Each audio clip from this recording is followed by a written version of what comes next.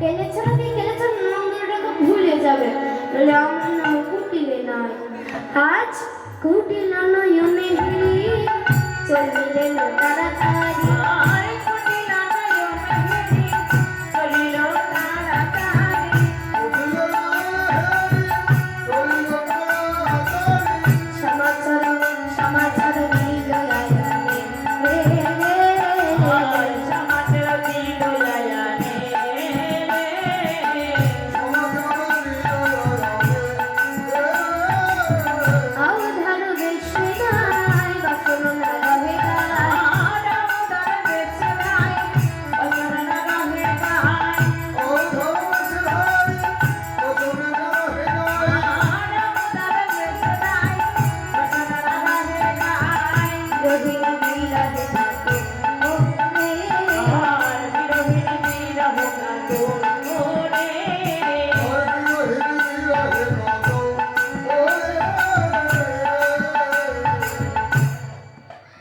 এদিকে ফুটলাইনের কাছে কি বলছে এ দাদা দাদা জানিস তোর পড়ার মাকে গো তোকে না জানিয়ে মাকে না জানিয়ে আমাকে পর্যন্ত না জানিয়ে ওই কেলে চড়ার যোগ্যে যাচ্ছে তুই কিছু বলবি না কেন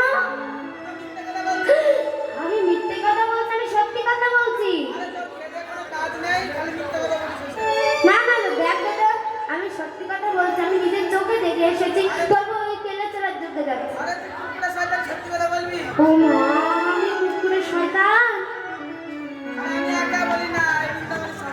শুনে দেখ তো আমি কুকুরে শয়তান নাকি ঠিক আছে আমি কুকুরে শয়তান তাহলে তোর বউ কি করছে না করছে তুই নিজের চোখেই দেখে আয় এবার আয়ান মা কালী রশি নিয়ে যাচ্ছে আয়ান ভাবছে এটা যদি মিথ্যে কথাই হবে তাহলে কুটিলা তো এত আগ্রহ সহ বলবে না আর কুটিলাকে বললেন শোন কুটিলে তোর কথা যদি সত্যি হয় আমি তাহলে তোর বউকে ওই বউকে 5 খণ্ড করবো আর তোর কথা যদি মিথ্যা হয় আমি তোকে 6 খণ্ড করবো রাজি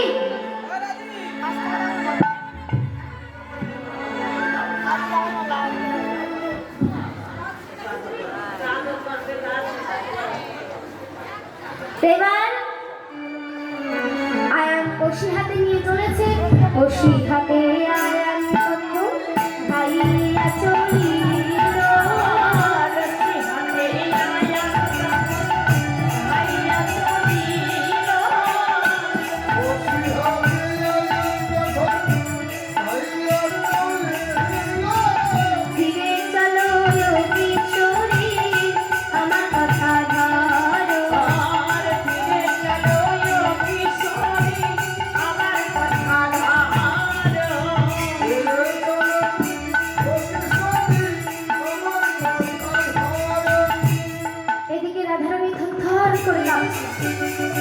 আর গোবিন্দের নাম স্মরণ করে বলছে হে গোবিন্দ আমি আলাপ হলে করিনি তোমার সেবার বিধান জানা নাই নিজে মনে কৃপা করে তোমার মানও তুমি রক্ষা অন্তর গোবিন্দ জানতে পেরে যোগমায়া মাকে পাঠিয়ে দিলেন এবার যোগমায়া মা রাধারানীর রঙে মিলিত হয়ে কালী মূর্তি ধারণ করলো আয়ান ছিল কালী ভক্ত তাই ভক্তের মনের বাঞ্ছা পূর্ণ হলো এবার আয়ান মা কালীর স্তব শুরু করছে সকলের ধ্বনি যা দেবে সর্বভূতেষু নমস্তে নমস্তে নমো নমঃ যা দেবে সর্বভূতেষু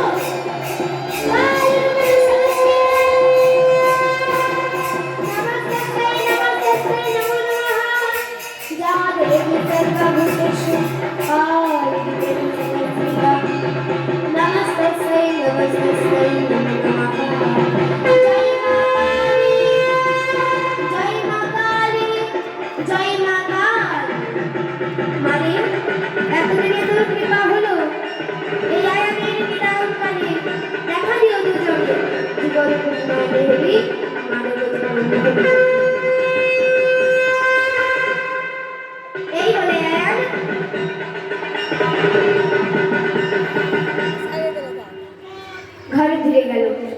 এদিকে প্রথম দ্বারে মা যশোদা, দ্বিতীয় দ্বারে পিতানন্দ, তৃতীয় দ্বারে সখাগণ। তাই গোবিন্দমার দেখিতে দেখিতে কৃষ্ণ চারি কৃষ্ণ হলো।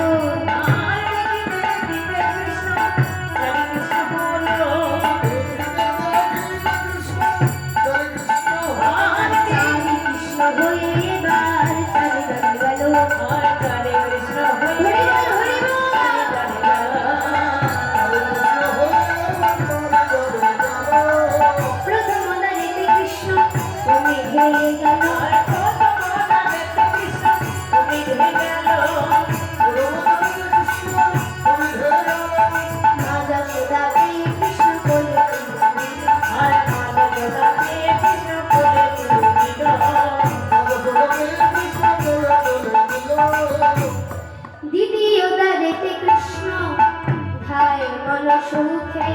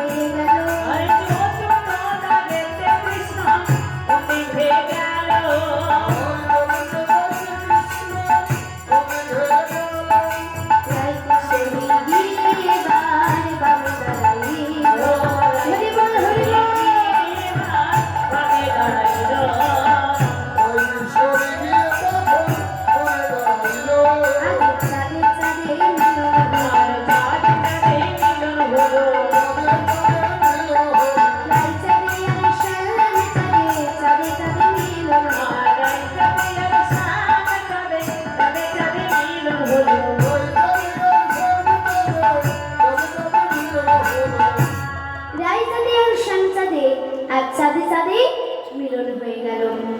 গোবিন্দ সখীদের প্রেম আলিঙ্গন করছে, তা দর্শন করে স্বর্গের দেবতাদের হয়েছে অহংকার। একই আমরা হলাম স্বর্গের দেবতা, আমাদের প্রতি ভক্তি প্রেম না জানিয়ে কোথা থেকে ভিখারি কাঙালি নিয়ে এসেছে, তাদের প্রতি দরদ দেখাচ্ছে, আমরা থাকবো না। এই বলে তারা যখন চলে যাবে, নারদ বলছে নারায়ণ নারায়ণ, দাঁড়ান দাঁড়ান, আপনাদের যে পরীক্ষা দিতে হবে, আমাদের আবার কিসের পরীক্ষা? একটি তুলসী পত্রে কৃষ্ণ নাম লিখে দেওয়া হবে। সেই তুলসী পত্রের সমান ওজন যে দেবতা হতে পারবে, সেই তো আজ হবে গোবিন্দ সেবার অধিকারী। এই বলে একে একে আজ সকল দেবতারা পরীক্ষা দিল, কোন দেবতাই পরীক্ষায় উত্তীর্ণ হতে পারল না।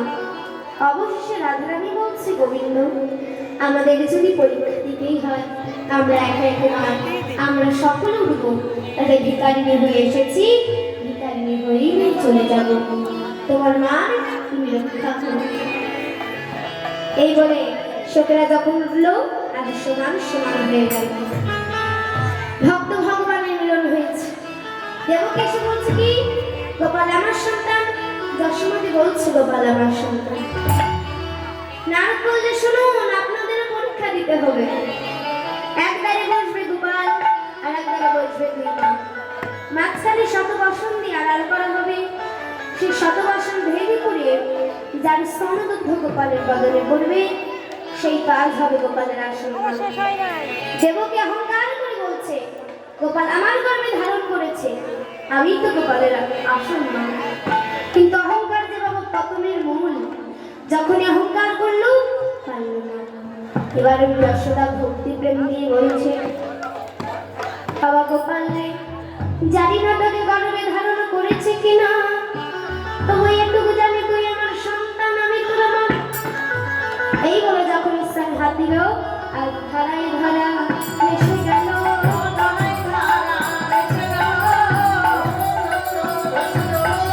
গোপালের বুকে ধোকে ধোকে ধারায় ধারা ভেসে গেল, গোপালের বুকে ধোকে ধোকে ধারায় ধারা ভেসে গেল।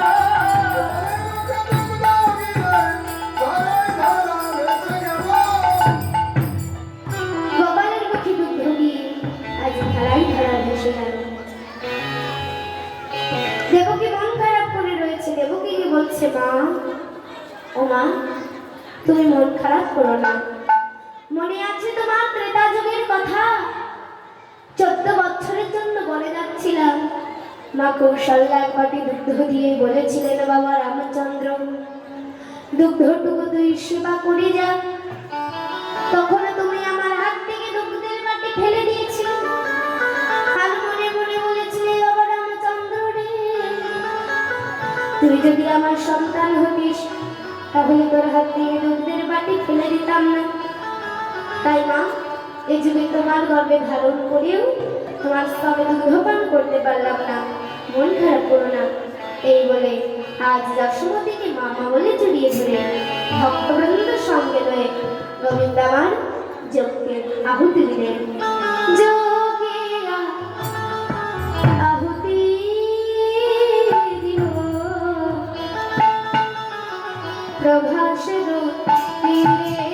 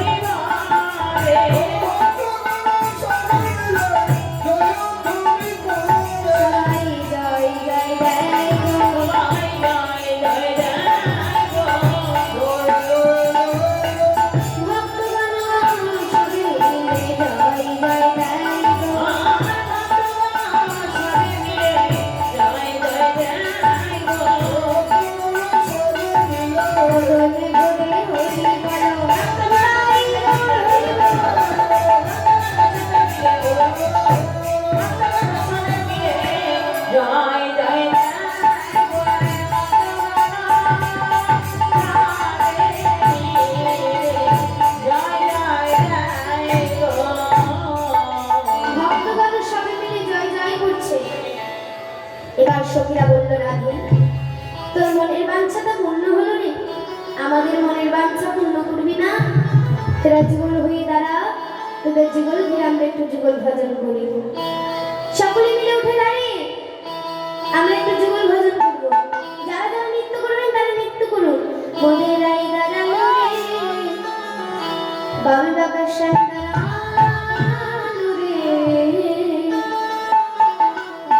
দোধোয়া রঙ্গ ধরিয়া মনে রাই দাঁড়ালো রে,